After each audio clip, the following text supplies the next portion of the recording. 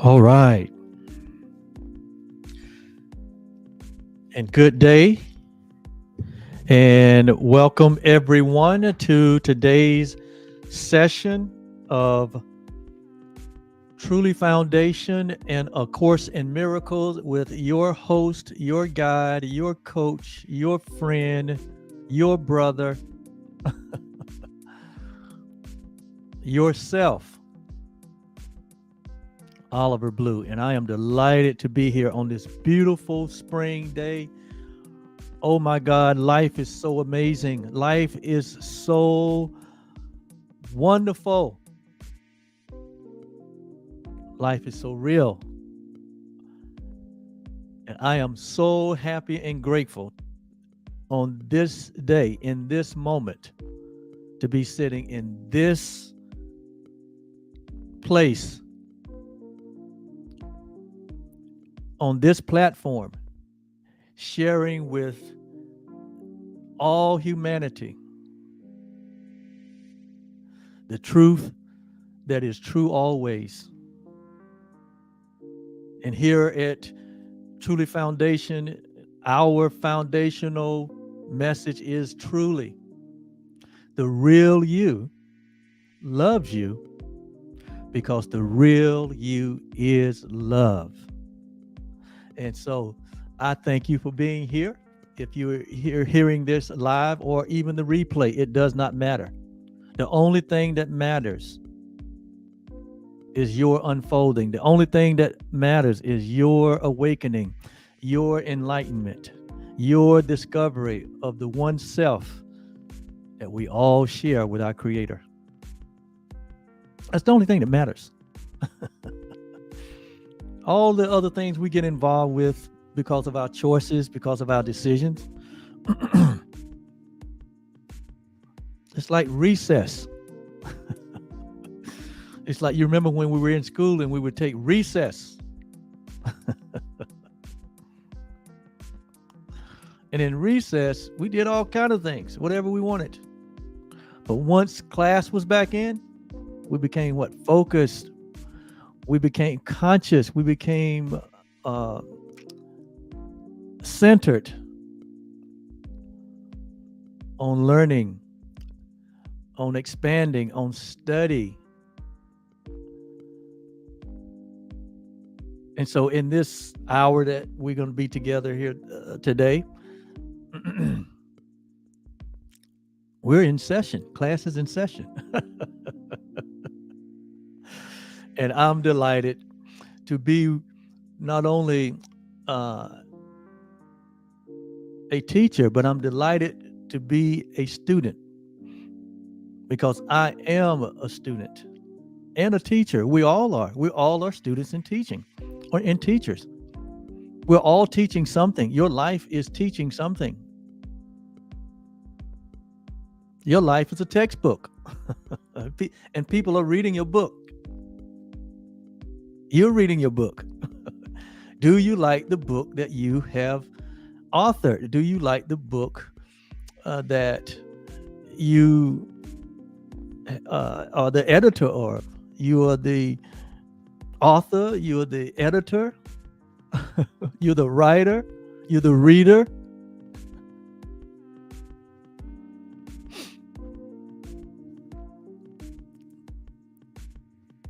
And you're sharing your book, whether you know it or not.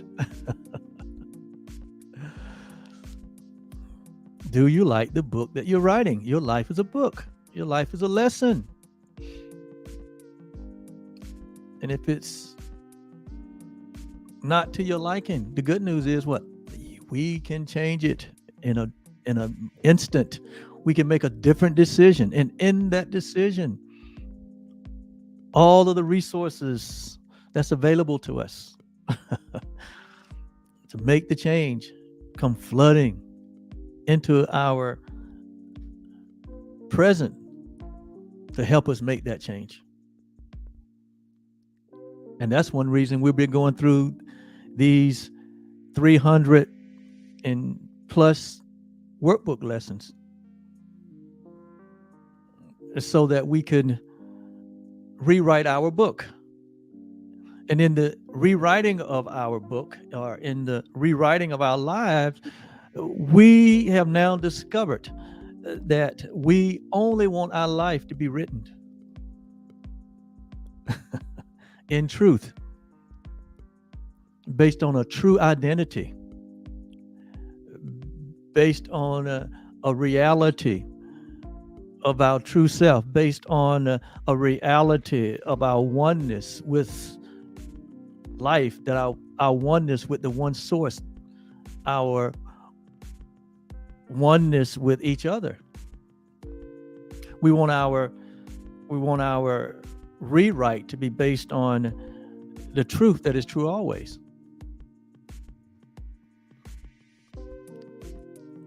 That our writing is motivated by love. And that we have all the infinite intelligence and wisdom, all that life has at its disposal. It's been given unto us, and it was given to us back in creation, at the very beginning of our awareness, which is before the foundation of this world.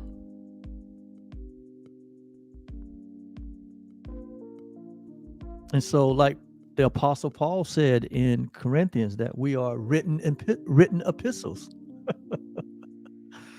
Our life is a written epistle. And so, what do you want your epistle to say? How do you want to leave the legacy of truth concerning you? And that's why these workbook lessons have been so helpful to all of us, because it has helped to realign our thinking, to bring our thinking into alignment and harmony and integrity with the truth of who we are. That can only be defined by our Creator. You never ask the thing what it is and what it's for. You always ask the mind of the maker of the thing. Why did he make the thing? Why did he create the thing? And so, being offsprings of God, being the creations of God, that means we can only embrace what God's thoughts were that caused the creation of humanity. He's the maker of the thing. And we're in this section on where we answered the question, what is creation? What is creation? I'll remind you again that according to the course, creation is the sum total. It is all of God's thoughts. That's what creation is from a real point of view, from God's point of view. Creation is every thought of God. And it goes on to say that it is the sum total of all the thoughts of God. In number, infinite. Do you know what infinite means? It means there's no beginning and there's no end. That's what infinite means. Therefore, that creation is the reality that the one creator source, the one creator God, the source of all life, all living things,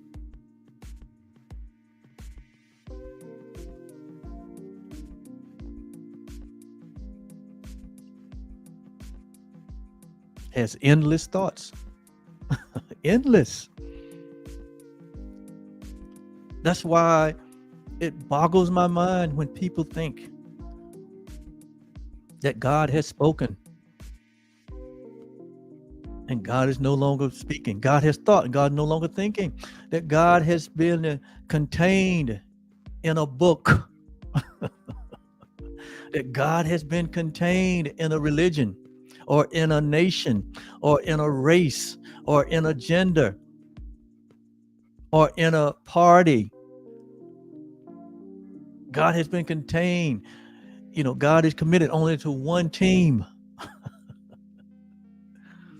to one group, that God just has a special group or a special remnant, like they say.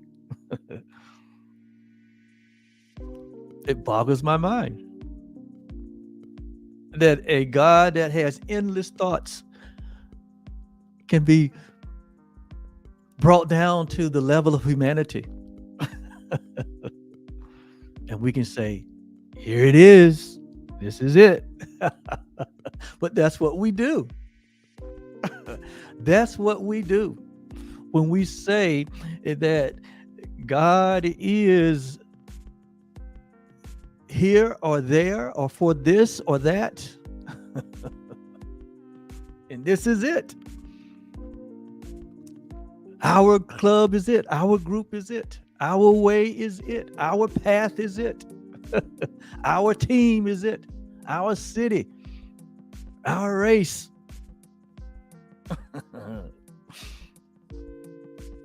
We're saying that's every thought of God. And here it says, creation is the sum total of God's thoughts, in number infinite. That means that God is still expressing.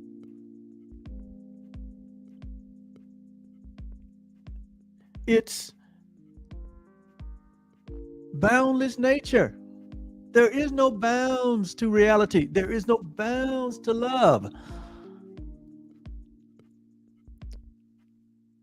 There is no bounds to God. There's no bounds to what God creates, because God creates like unto himself. So if God is our creator, that means that there's no bounds to us.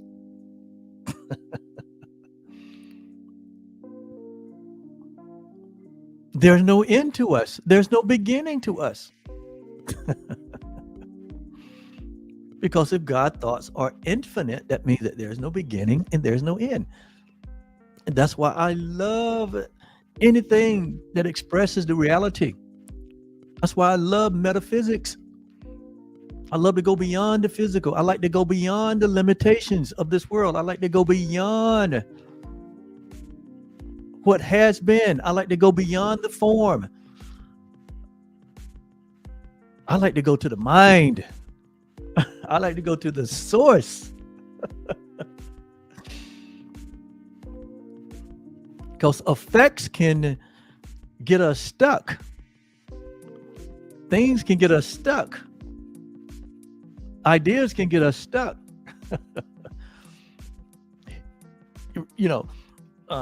Rituals and history and,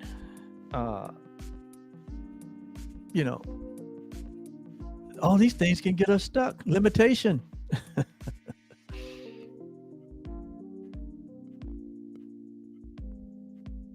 But there is a universal mind. There is the mind of God. We say it so many different ways, so many different religions, psychology, science say it so many different ways, that there is an unlimited source that is the source of all of life, that is the source of all of consciousness, that is the source of all awareness. And we are not separate from it, but we are one with it. We are one with that source. We are one with that infinite thoughts of God. We are one with all that there is. And that is amazing to me. Because when we think along these lines, all sense of inferiority, all sense of inequality, all sense of being stuck, all sense of fear and doubt and guilt and sin consciousness, it just dissipates. in that reality. It's like turning on the light. When you turn on the light, you say, where did the darkness go? And the light was there all the time. It just needed to be what? Turned on. The light is always shining. The reality of our oneness. The reality that we are an idea of God, that we are every thought of God. The idea that we are these infinite beings, that we are everywhere and without limit. It's been there all the time. It permeates, it penetrates, it fills all the interspaces of the universe. It's always present. We just need to turn the light on.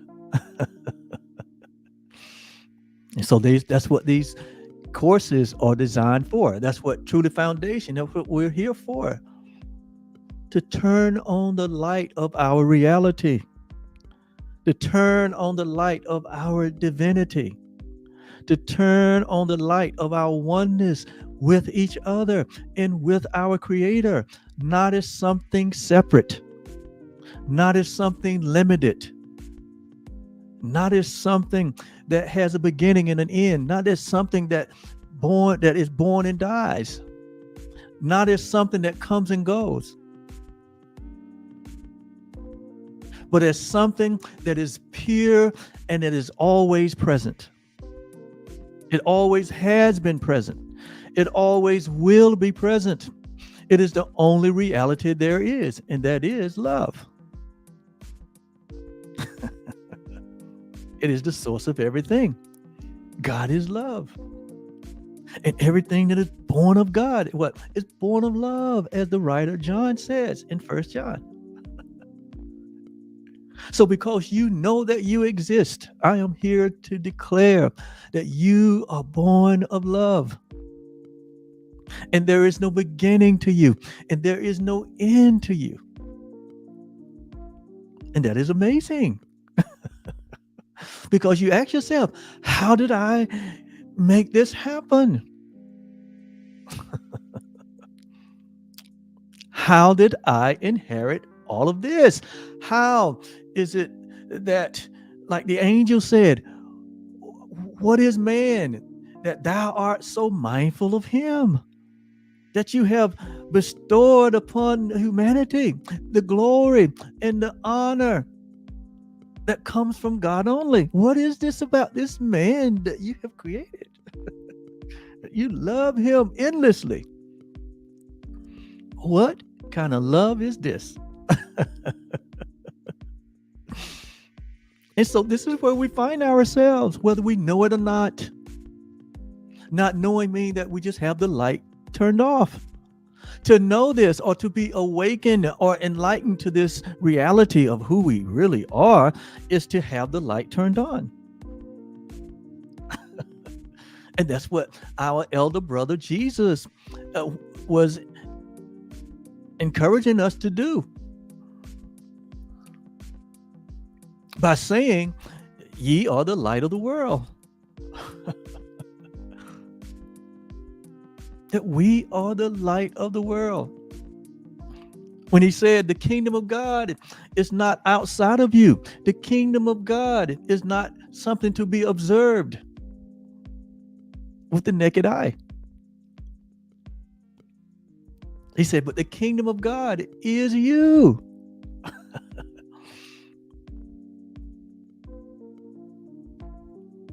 I just took the next step. I know the scripture said that Paul said that it's in you. In you denotes two separate entities. No, the kingdom of God is you, which denotes the oneness that we all share. You are the kingdom. You are the full image, the full expression. You are God in form. You are presenting yourself as God in form. That's who you are. And we can handle that. Eternity is in all of our hearts. We know that. When I say eternity is in all of our hearts, no one wants to even think about not being conscious or aware. No one wants to think about not being present and accounted for. No one wants to think about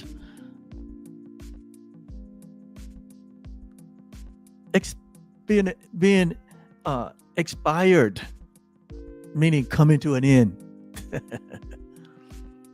Well, the good news is you don't have to be concerned about it.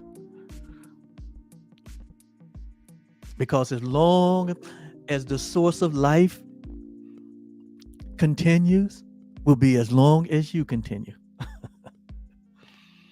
Maybe not in a human experience, but you will continue.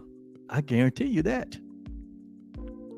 The source of life guarantees us that. That's what salvation is. Salvation basically is that God guarantees that all of us will wake up to the reality of our eternity. The reality that we are a part of something that is endless, formless, timeless, boundless, eternal. Eternal life is now.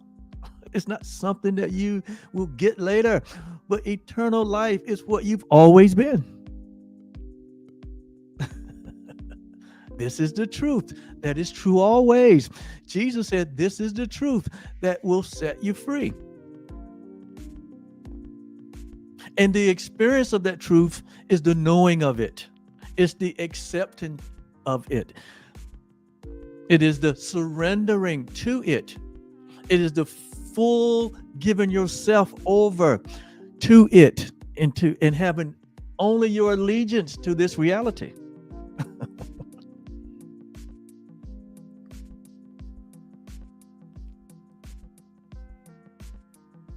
So there was never a time when all that love created, and love is the creator, and love only creates like itself. It can only create love. It can only create life. It can only create itself. It knows no other. There's no opposite in love. There's no opposites in God. There's no opposites in truth. There's no opposites in reality. We only experience opposites in a three-dimensional world that is only temporary.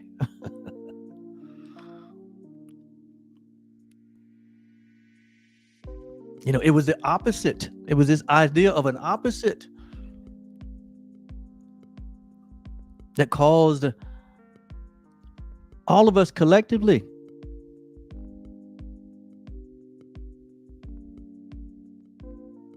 to leave our awareness of the truth of who we are by embracing an idea of separation. And in that idea, that tiny mad idea of separation, opposites were created. And we had to fall into another form in order to experience it. Because in reality, it doesn't exist. So opposites are an illusion. There are no opposites in heaven. There's no opposites in reality. There's no opposites in the truth. There's no opposites in love. There's no opposites in God. Love is all encompassing. That means that there's love and there's nothing else. There's God and there is nothing else. And so that means that all that love, all that God creates, like unto itself, it's one with it. It's not separate from it. So the love that you are, the love that we share, which here we call the real you, it's the love that you are.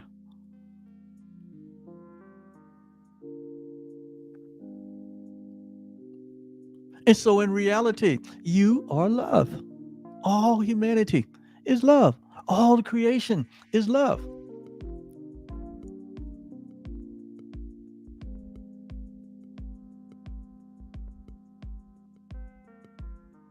And there is no opposite.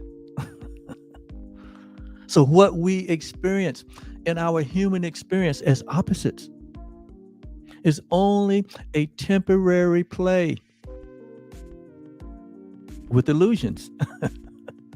It's a temporary play with illusions.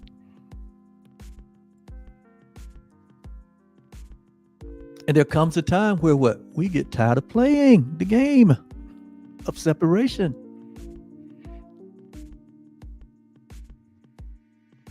And we want to get out of the game. In other words, we want to wake up.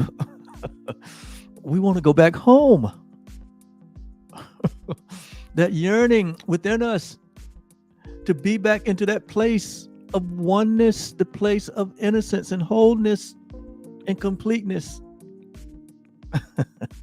That's the tug that comes from within. Those are the impulses that are within all of us. This cry for Abba, Father. I want my daddy. Like the prodigal son, he came to a place in his life where he said, oh my God, what have I done? I've come to myself. I'm going back home, man. This world of opposites, this illusionary idea of multiplicity, it has worn me out. And life in this 3D can wear you out. You know that. We already know that.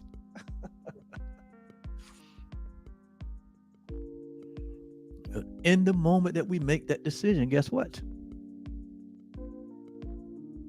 There is a response to your decision. And that response comes in the form of revelation.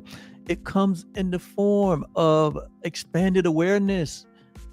It comes in the form of an awakened consciousness to where we realize in that instant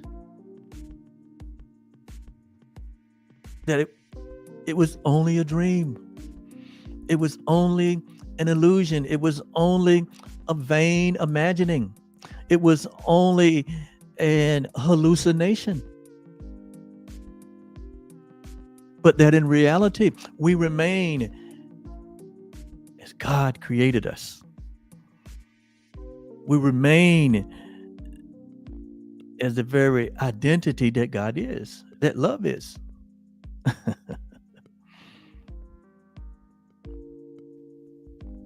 And so all is well.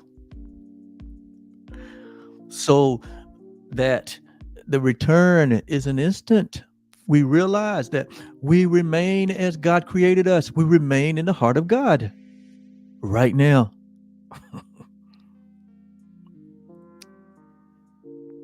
And that in that instant, we realize that we're still here. But now we're here knowing. Now we're here awakened. Now we're here enlightened.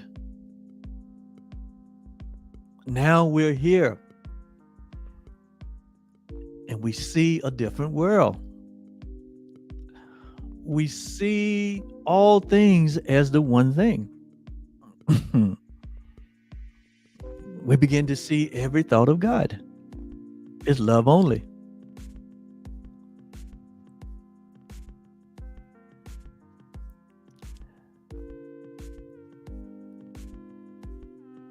So there was no time when all that it created was not there.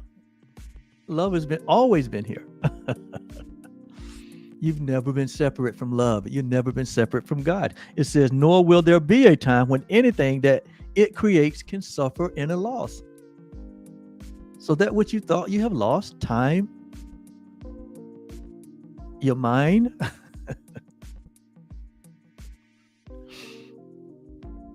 possessions, opportunities, you haven't lost anything.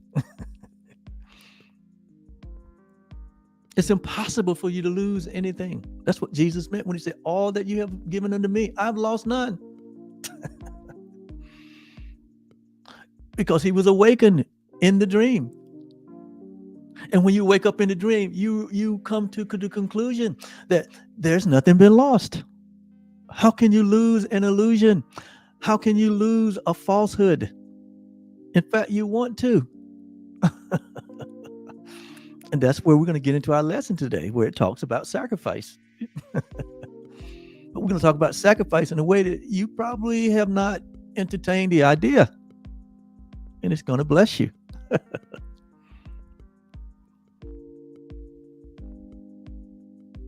So you can never suffer loss. God would have to suffer loss if you suffer loss. There is no loss in God. There is no loss in love. There is no loss in you. When you stand in the truth. It says, forever and forever are God's thoughts exactly as they were and as they are. See, when you wake up, you realize only the purposes of God, or only the thoughts of God is what is going to prevail in every space of life. You might say, but look at what has happened. It does not matter. Look at what is happening that doesn't align with the thoughts of God. It does not matter.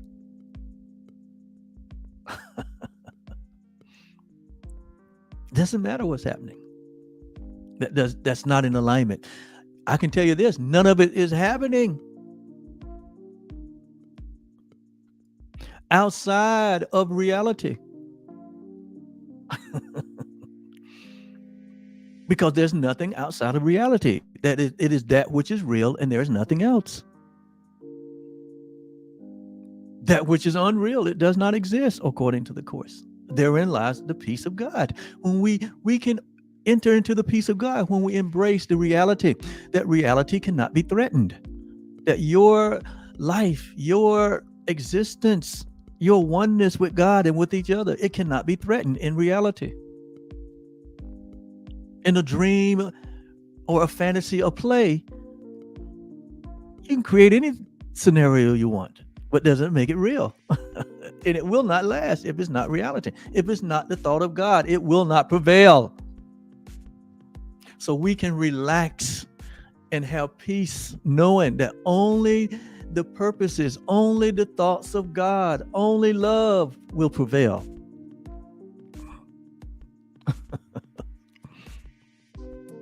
And so, forever and forever are God's thoughts, exactly as they were and as they are, unchanged through time and after time is done. Because time is limitation, time is a temporary idea, time is an illusion. That means that what? There will come a time that time is done. There will come a time that everything that is in form is done, including your body. You already know that. But that doesn't mean you are done.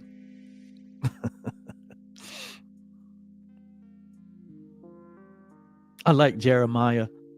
I'm becoming more and more in love with the book of Jeremiah, because I see a lot of these realities that was shared with Jeremiah thousands of years ago.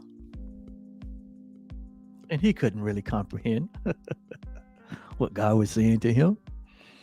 And so in the 29th chapter of Jeremiah, verse 11, God said to Jeremiah, just like he's saying to me, say, this is a thought of God. So like, this is a thought that was, and it still is. And this thought is for you. This is a thought of God to you and me. He said, for I know the thoughts. This is God speaking to Jeremiah. Or this is God speaking to you. Because think about it. You are Jeremiah. Jeremiah is you. Every human being that ever existed is who you are. There is but one. All of the different expressions come from the one creation. So you've been all of everything. You've been every human that's ever born, every experience that's ever been had, every play of opposite that has ever been experienced. You've been a part of it.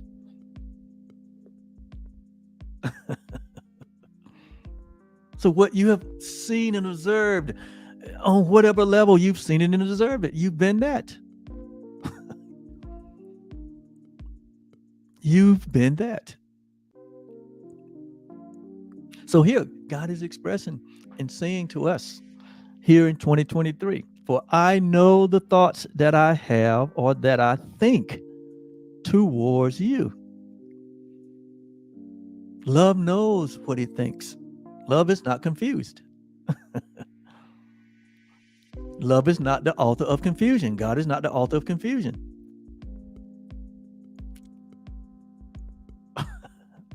So he said, I know the thoughts I think towards you. So that which is the source of our creation knows what it thinks. It knew the purpose for our being. It knows it knows the outcomes. It knows why and what and when and where. It's the infinite mind. Love is the infinite mind. It's the universal mind that knows all things. It is all the infinite intelligence. And they show up in thoughts and in ideas. So God said, I know the thoughts that I think towards you. Thoughts of peace. Thoughts of peace. How many of us have thought in our lifetime that we were not loving, that we're not deserving, that we're not worthy, that we're not measuring up, that we're not enough? How many of us have thought that? All of us.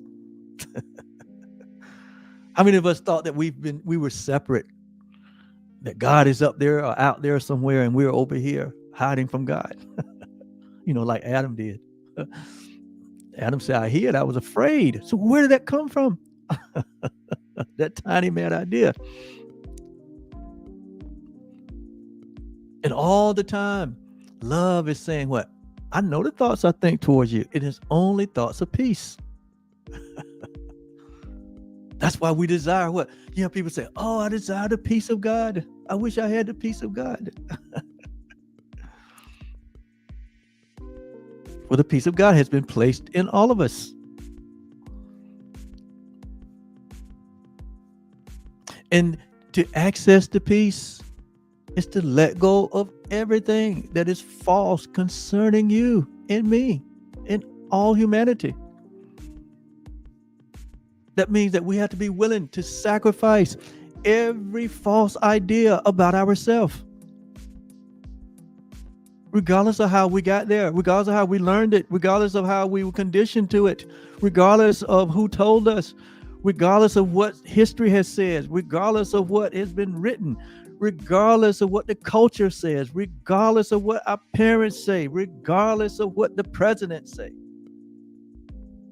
regardless of what the affluent says, regardless of what the homeless says, regardless of what has been said in this world of opposites,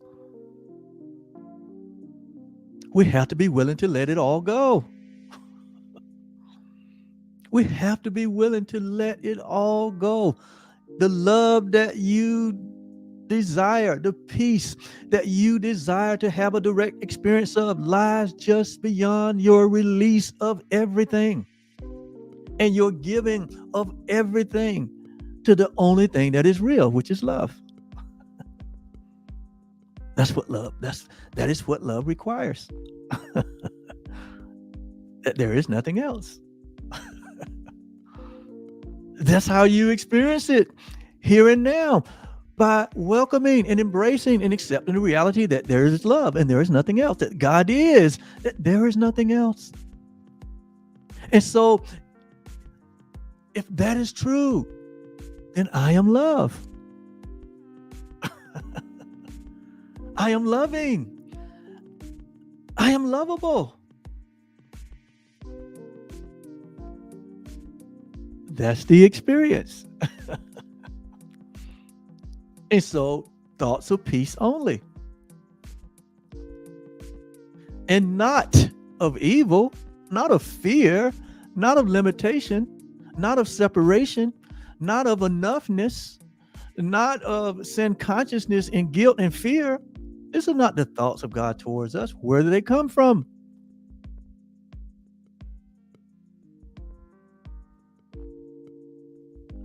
Don't chase the idea of where do they come from. Embrace the reality that every thought of God towards you is peace. That's all that matters. Because to chase the evil, or to chase the fear, or to chase the separation, or to chase the ego, or to chase after that which is not real, to chase after the illusion, is to run away from the peace that you are, from the peace that we share.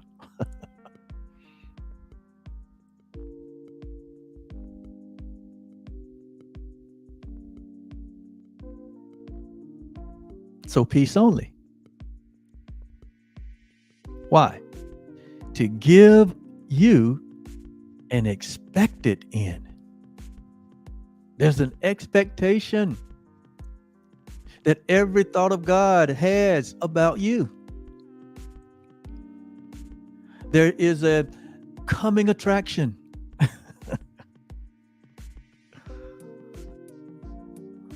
And that coming attraction is now. Now faith is. Now you are what God is right now. Now you are. You are the substance, and you are the evidence of what all humanity has hoped for. You are that now.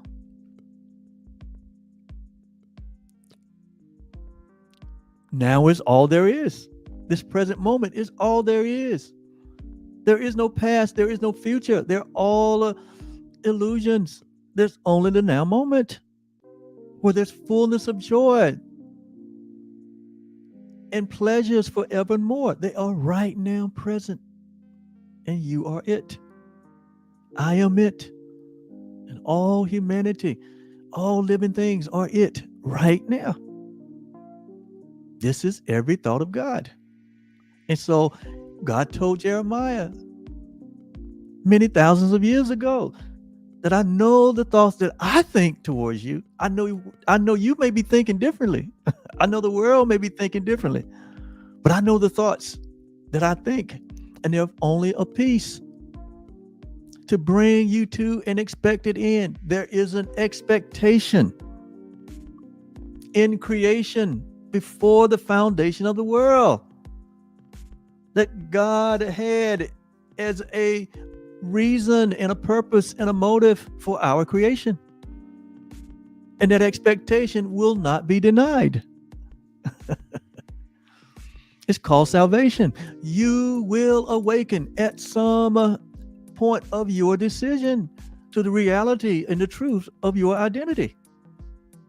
That you are God. Made like in the imagination, in the very essence of your being, your DNA, your nature, everything about your reality is God, is love. Not as something separate, but something that is one with. There is no separation. So when you wake up, you realize that you are presenting or representing the only truth and the only reality that there is. You are the truth. You are the way, and you are the life. All of us. When you awaken to this truth. So the expectations that we have had of ourselves that are myopic, meaning very low vibration, very sin and guilt conscious, very filled with a sense of loss and a sense of scarcity and a sense of lack and a sense of ignorance and a sense of not knowing and a sense of fear. All of these subterranean illusionary ideas that we held about ourselves, we have to be willing to let them all go. That's the sacrifice that we've been called to. And so I love Jeremiah 29:11.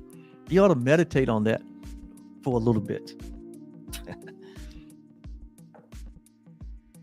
So it's all about what? Love and the power of love. That is what is at work within you, to will and to do of love's good pleasure. There's the power of love that is transforming your life that you're not even aware of. All these circumstances and situations and conditions in your life, all of the vicissitudes of life, all of these things that we get caught up in the opposites. Even love is using all those things.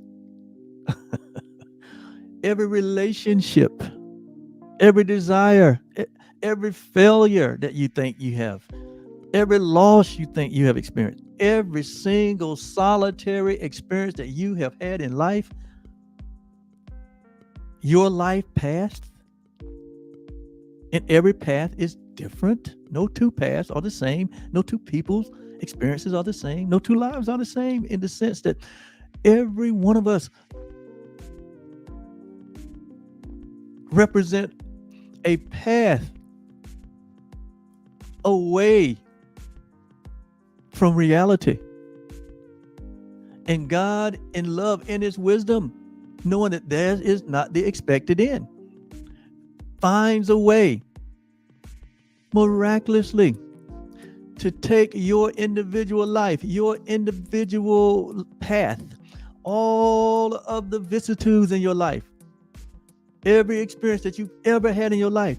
It's amazing. Love takes that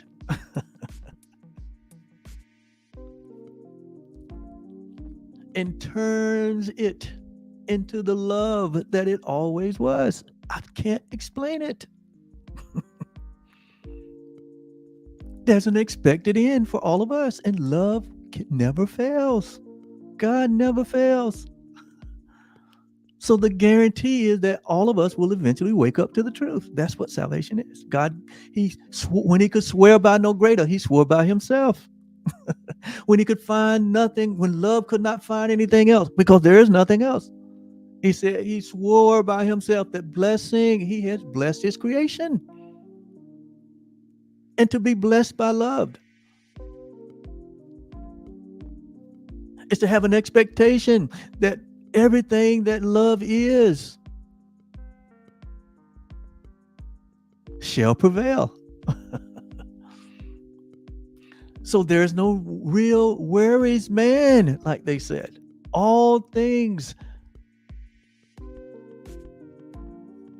are working together for the good. All things are working together for love. So you don't have to worry about anything that's happening in the world. All of the fear base,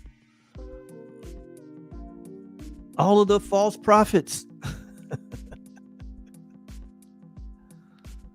all of the false prophecies.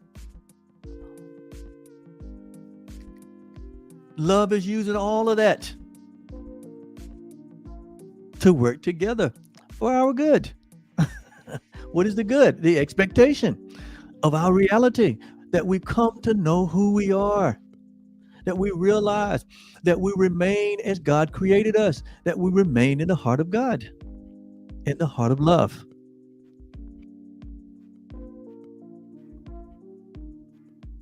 You just get to choose when you decide that love is all there is. You get to choose when you embrace the reality that love is all there is. How much more of the opposites do you want to experience? How much more pain? How much more suffering? How much more resistance can one undertake? that's, that's all up to you. It's all up to me.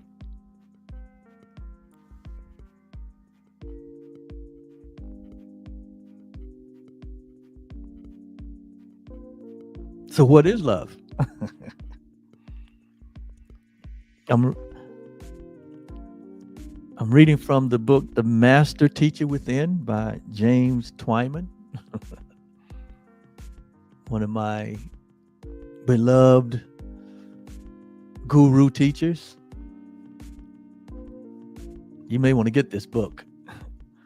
It's called The Master Teacher Within.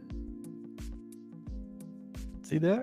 The Master Teacher Within by James Twyman. You may want to get this.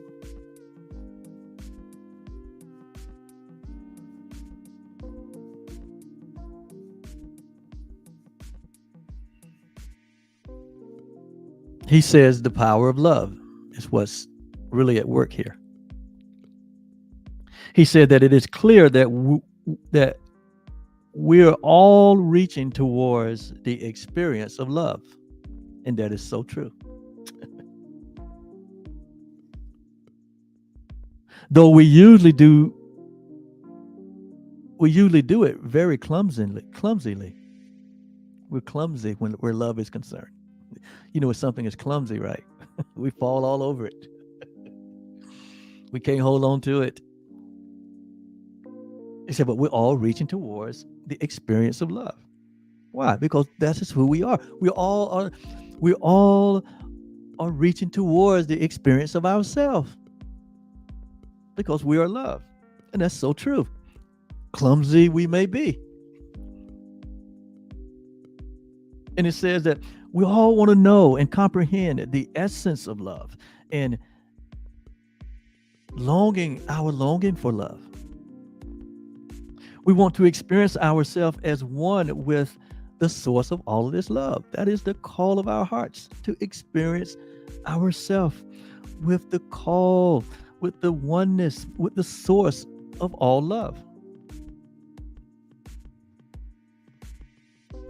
And then he says, to accomplish this, you must be willing to give everything to love. See? Love is all encompassing. There's no such thing as partial love. Love is all encompassing. It has no exception. It has no opposite. It is complete. It is whole. It is who you are. So you must be willing to give everything to your true identity. It says, to accomplish this, we must be willing to give everything to love. Through love and as love. Only then will we realize that love is all there is. This is the absolute, if there's ever one. It is uncompromised.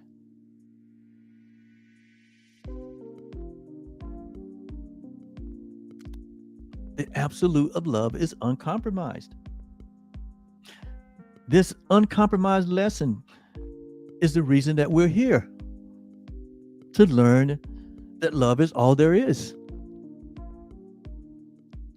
And no matter how difficult it may seem in this world of opposites, in this world of duality, in this world of form, in this world of time, in this world of limitation, it seems hard. But regardless of how hard it seems, we are here to learn the uncompromising lesson of love. It says, Love is all that exists in the universe. Embrace this fully, and we will know, not with just our mind, but our whole self, that it has always fully embraced us all. And then he goes on to say, to truly love, you must be willing to give everything you have, not just to another person, but to love itself, which is the other person. This means opening yourself up completely and giving without reservation and surrendering to the power of love, which is you.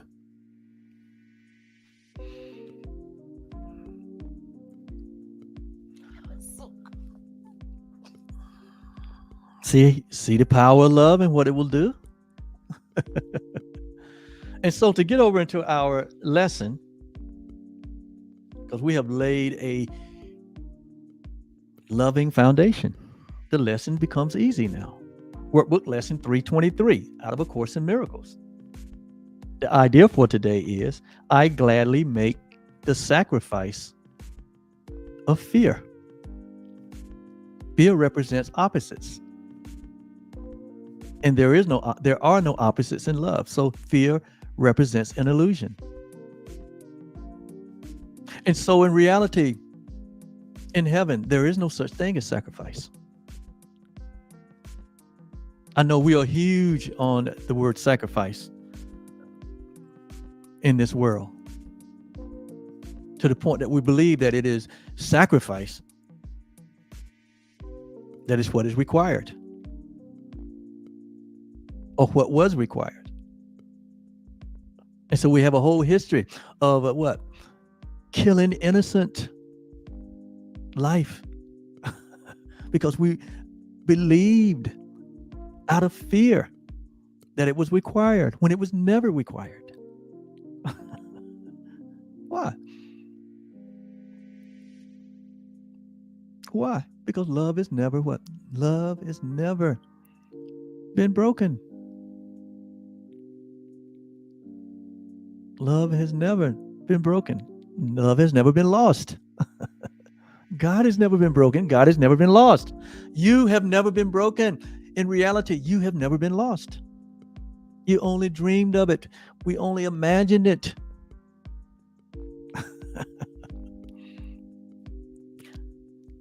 So we gladly make the sacrifice of fear. There is no sacrifice in heaven. And the only thing that needs sacrificing in this experience is the sacrifice of fear, which is the sacrifice of all illusions. And in that, there is no killing. There is no taking of the life. It's just merely a release. We release the fear. We release all the falsehood that we have held in our minds and in our thinking that are not a part of every thought of God. All of the thoughts that we have miscreated, all of the ideas of separation and the belief in the fact that we have fallen from grace. Those are all false ideas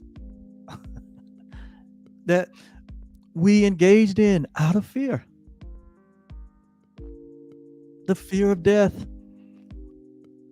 the fear of lack, the fear of sickness and disease and pain and suffering, the fear of losing a loved one, the fear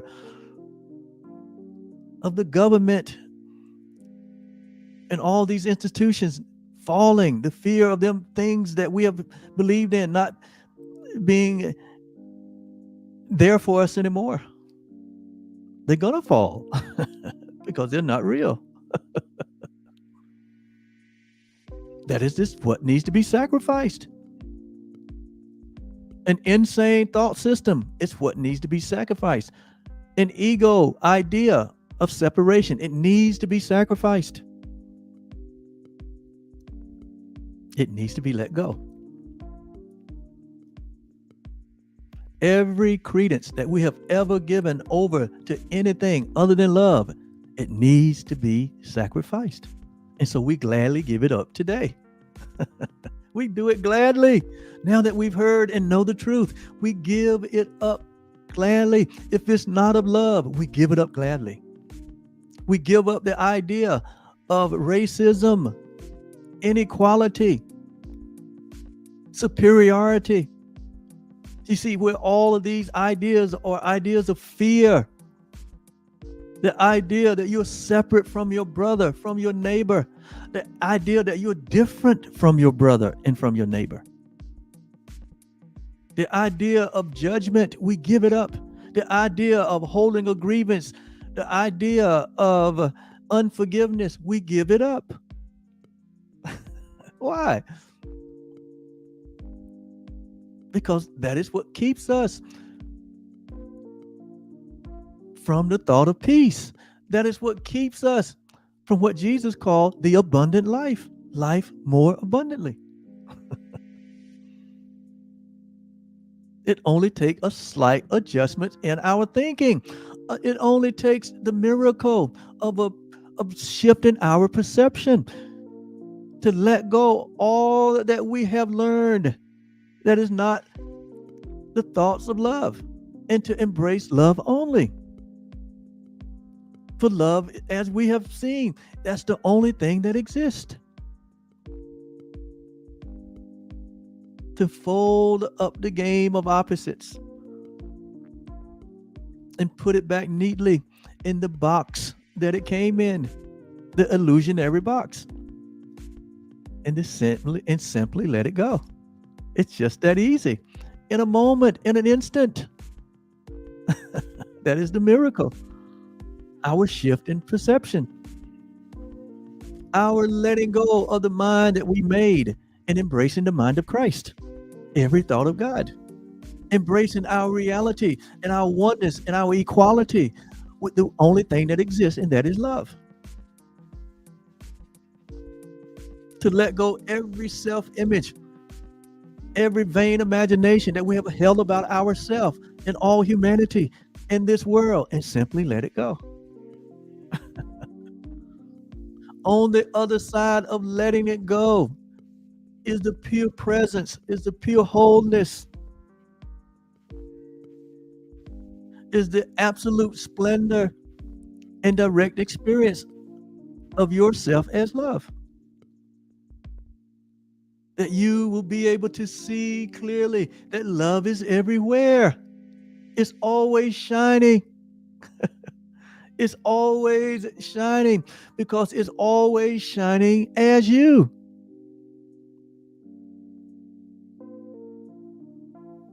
That's the real you. That loves you. Because it is that you that is love. Not the you that we made. Not the government name you. Not the government number you. But the you that God said in chapter 1 of Jeremiah, that Jeremiah, I know you. In fact, I knew you before you was formed in your mother's womb, meaning that Jeremiah existed before there was a body. That means that all humanity, all creation existed before time and space. Not as form, but as timeless and formless, eternal and infinite beings that we all share with the one being, which is love.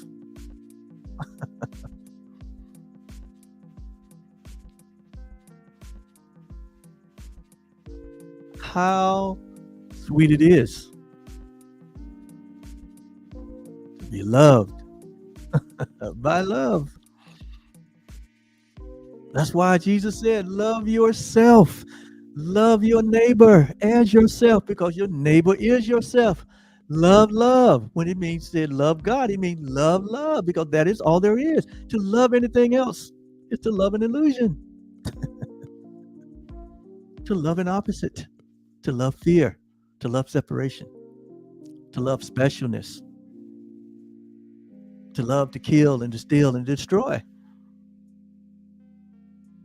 That's all that grabs our attention. when we don't give ourselves fully over to love. That's where the thought patterns come from. That's where the self-talk comes from. Our allegiance to the opposite. Make this tiny shift and give your full allegiance. We give our full allegiance over to love. And watch what happens to your thought patterns. Watch what happens to your feelings. And most of all, watch what happens to your actions. Your actions, our feelings are always reflects our thinking. And when we're not thinking of ourselves and of others and of our Creator, with every thought of God in alignment with the truth that love is, and there is nothing else, then it distorts our thinking, our feelings, and our actions, and our experiences. So we have to go back to the mind. Remember, go back to the mind of the Maker, the mind of the Creator, and discover that it's every thought of God, which are infinite. That's our reality.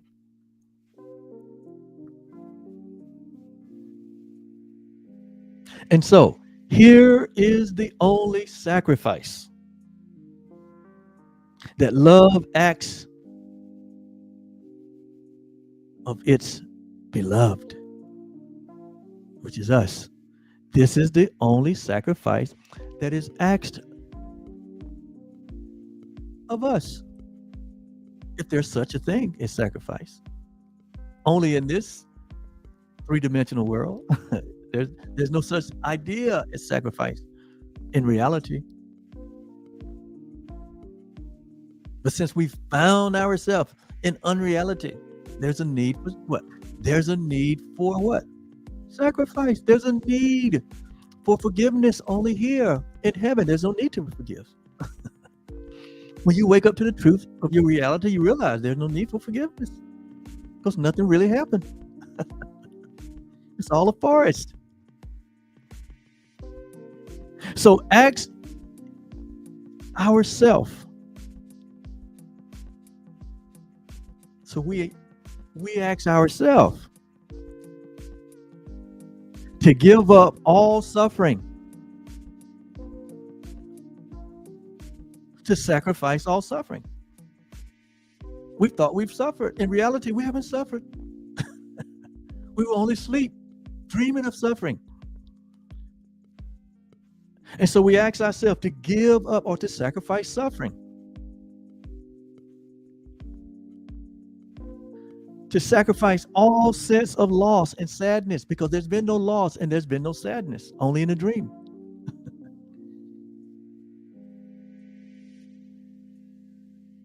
That we ask ourselves to sacrifice all anxiety and all doubt, because there is none.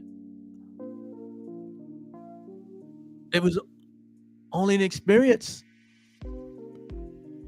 because we gave ourselves over to the idea that there is an opposite of love, that there is something more than love, and there is not. And so when we explore the tiny mad idea, there came the what? There came the suffering, there came the loss and the sadness and the anxiety and the doubt. And now we've been asked to what? Sacrifice it. Why? Because it's not real. It's not love. We've been actually asked to freely let love. Notice now, this is what we've been asked to ask ourselves, to freely let love come streaming in to our awareness, because it's already there. It's already present. Healing all of our pain and given us love's eternal joy. This is our acts in this moment. Now that we come to see that we gladly make the sacrifice of fear, because all of that came under the heading of fear.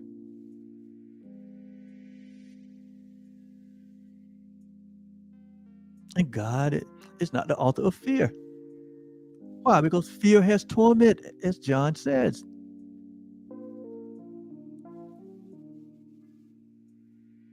But we've been not given the spirit of fear, but of power and of love and of a what? Sound mind.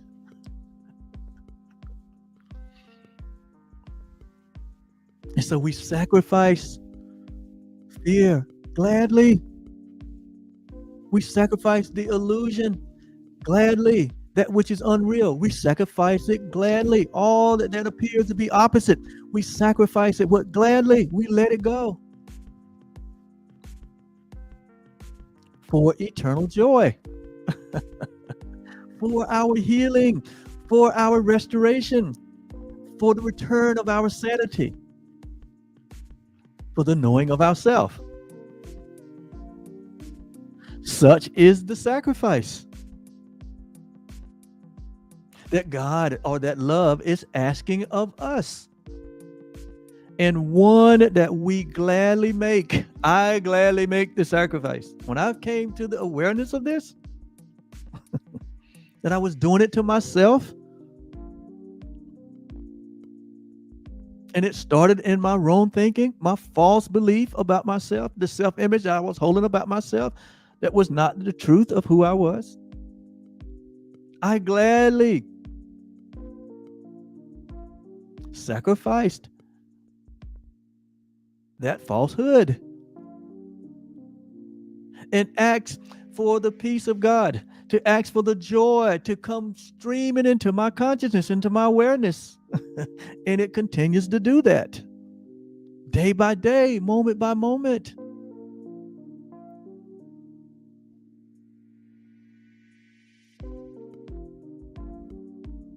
The only reason that Jesus of Nazareth was able to have the impact that he had and continue to have the impact that he had is because he embraced the reality that there is love only and there is nothing else.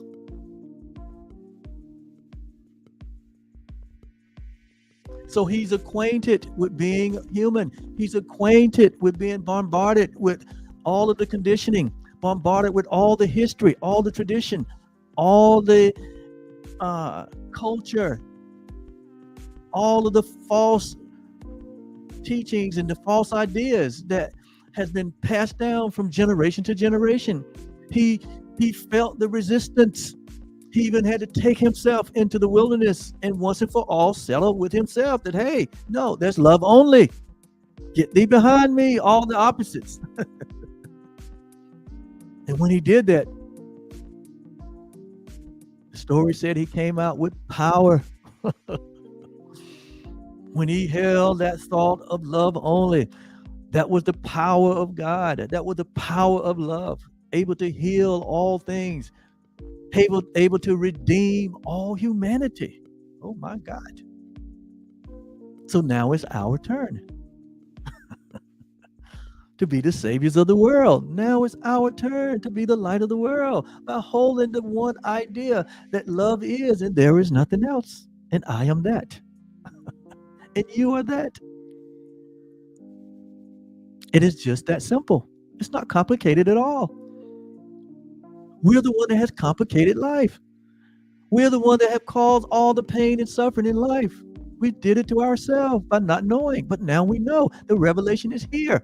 It is going out every day. It has been broadcasted all throughout the world in many different ways, in many different forms, through many different religions, through science, through the arts, through the sports.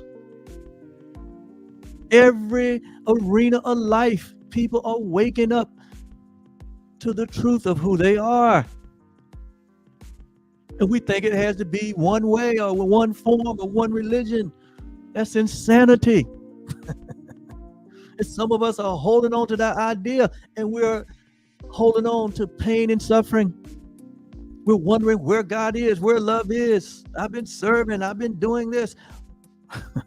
Yeah, you've been serving the opposites. You haven't been serving love. We've been serving tradition. We've been serving tiny mad ideas of separation.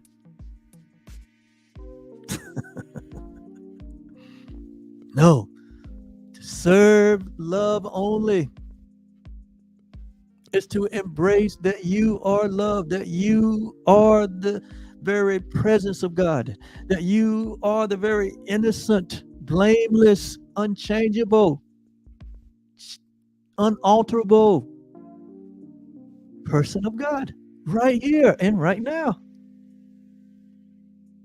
That's true worship. Is to deny every other idea. Everywhere in this world where there is separation or the idea of division, where there's the idea that there is a difference, that we're not one, that we're not connected, anywhere that is happening, anywhere that is promoted, there's pain and suffering. And it's happening in the mind of humanity. But the day that we wake up and say, I sacrifice all fear, everything that is not the one thing, I sacrifice it, I let it go. I embrace the oneness that life is. It's the day of your salvation. It's the day of your freedom. It's the day of your joy and your happiness and your peace.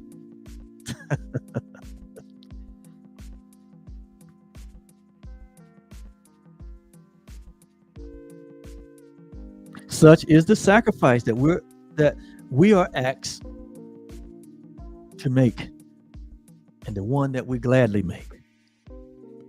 The only cost of restoring or restoration or redemption, the only cost to your awakening, to your enlightenment, is but a recognition. And when you recognize the truth, you release all other. He said the only cause of restoration is love's memory in us. When we but remember the truth that is true always, that we are one, that we are love, and love is all there is. That is the only cost to your being restored in your right mind, and restored to your true identity, for you being restored to the experience of love only. And it comes through the memory. It comes through remember. That's what Jesus meant when he said, do this in remembrance of me. Let it all go. Forgive. Release.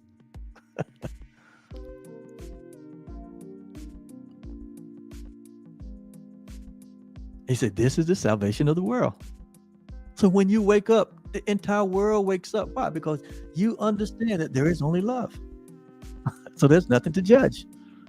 There's nothing to defend. There's no enemies. There's nothing to fight.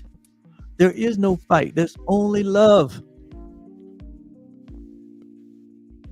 And you're able to now walk in this world as the light of the world.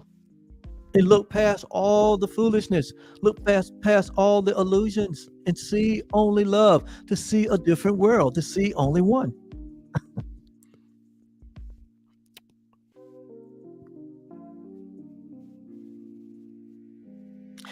And as we pay the debt we owe to truth, notice now, if there is a debt to be paid, is what? It is the debt we owe to truth. We are indebted to truth. And debt, it says, a debt that merely is the letting go of self-deception. Be not deceived.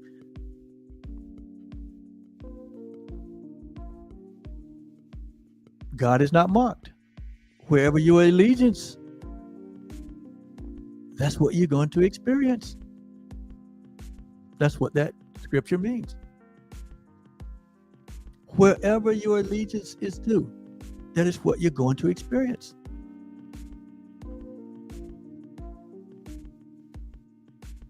So when we experience separation and all the suffering that comes with that, when we experience the opposites of love and all the experiences that come with that,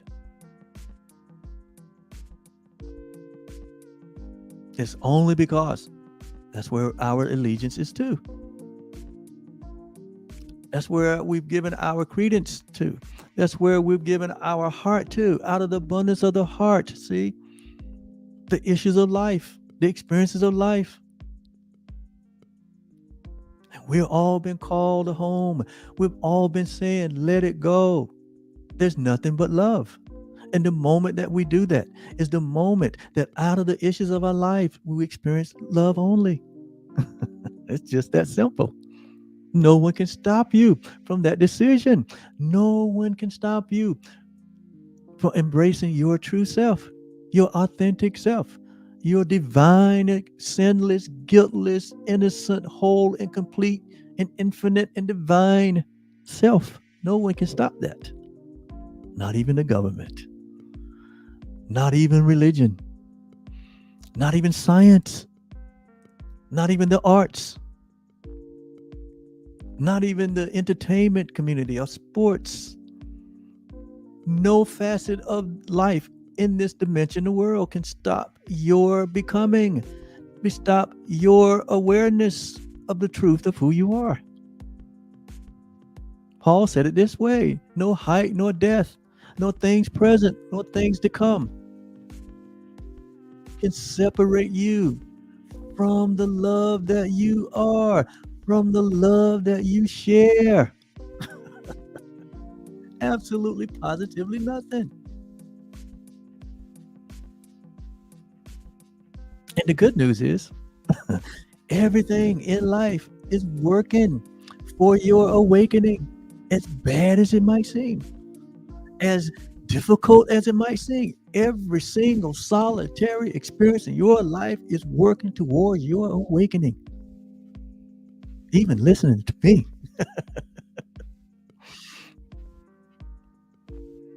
It says, so this is the debt that we owe to truth.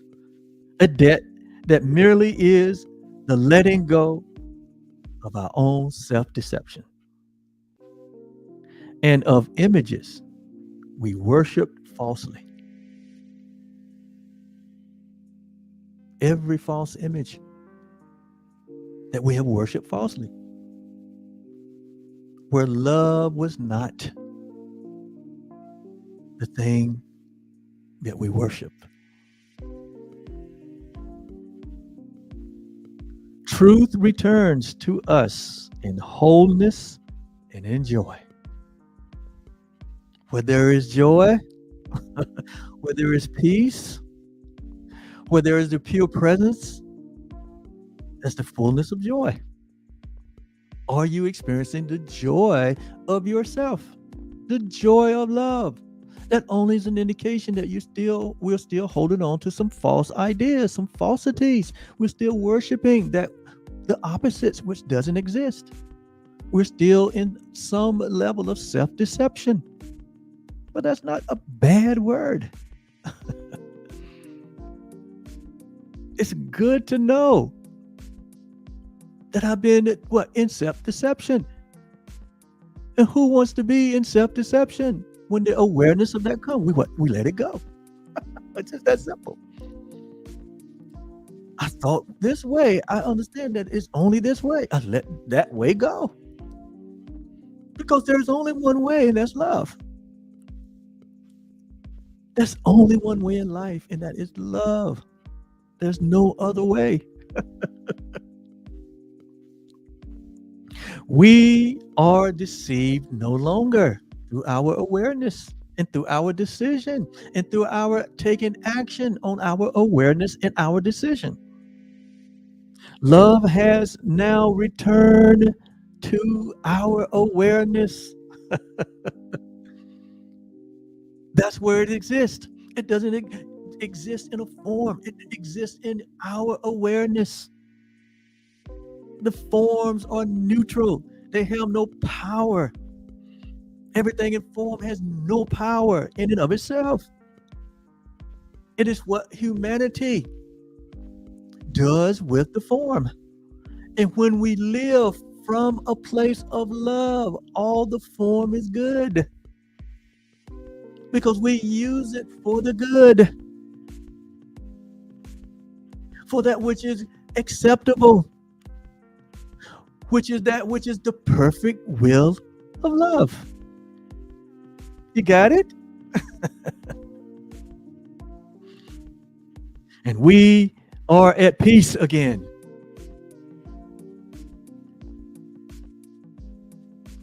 That means we were at peace one time before we went to sleep. Now that we awakened, now that we are enlightened, now that we have embraced ourselves as the saviors of the world, peace has returned. For fear has gone, and only love remains. Why? Because there is only love. And all our commitment is only to love. Our life is love. Our perspective is love. All that we possess is for love. All that we see is love.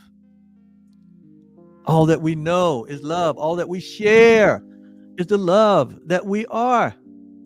We cannot share love unless we know that that is who we are. You cannot share what you don't know that you possess. But today we know that we are love only, and therefore we will share love only and sacrifice all the rest. Why would we hold on to an illusion? Why would we hold on to a deception? Why would we hold on to an idle thought? Every thought of God, which is infinite in number,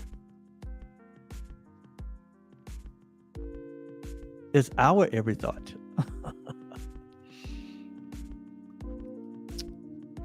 Therein lies our peace. Therein lies the freedom.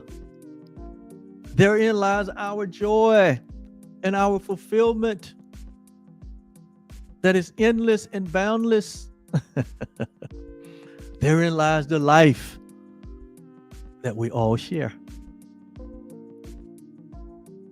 This has been a very, very, very, very, very grand lesson for all of us, including me. Listen, I'm just like you.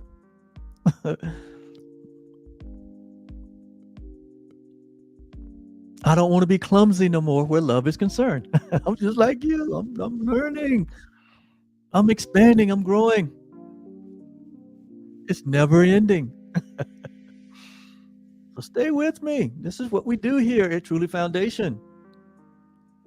We get to the root of things. We get to love. Thank you so much for being with me today. It's been my pleasure. Have a day of love. Love is all there is. And we'll see you on tomorrow. Bye-bye.